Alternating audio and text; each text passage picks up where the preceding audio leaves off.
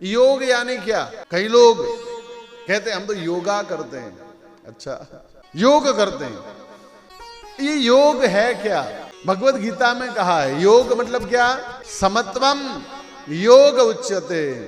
जीवन को बैलेंस करना जिसको आ जाए वो योगी है। संतुलन, आजकल संतुलन नहीं है, बात बात पे गर्म हो जाते हैं हम।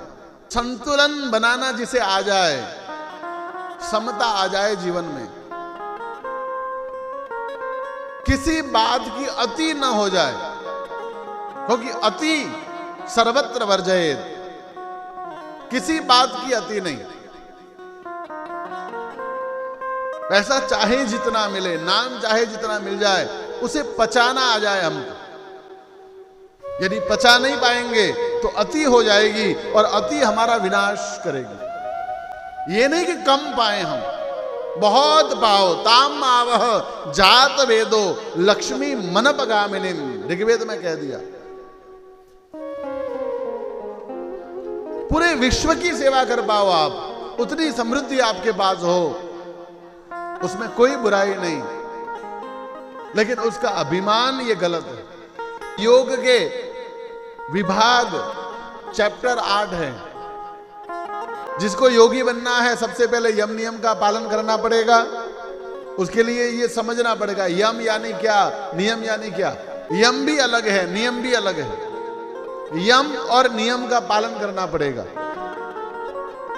फिर आसन को जीतना पड़ेगा कि एक 10 मिनट बैठे कहीं पे, फिर मन करेगा कि अब खड़े हो जाए, बैठ नहीं पाए एक जगह पर, तो योग नहीं हो पाएगा। योग करने के लिए आसन जीतना पड़ेगा। और फिर तीसरा क्रम आएगा प्राणायाम। तरह तरह के प्राणायाम है। प्राणायाम से मन को जीतना पड़ेगा। फिर जीभ को जीतनी पड़ेगी, कुछ भी न बोल जाए, कुछ भी खाने को न कहें, प्रत्याहार।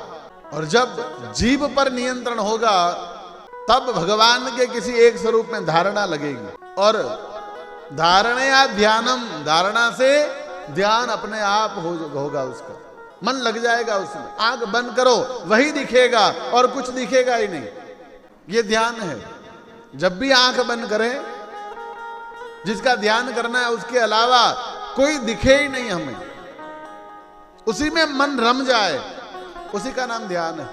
और ऐसा ध्यान जब लगेगा तब एक दिन समाधि अपने आप लग जाएगी। और समाधि तक जो पहुंच गया उसकी मुक्ति है। वो जब चाहे तब भगवान से मिल लेगा। ये योग के 8 अंग है।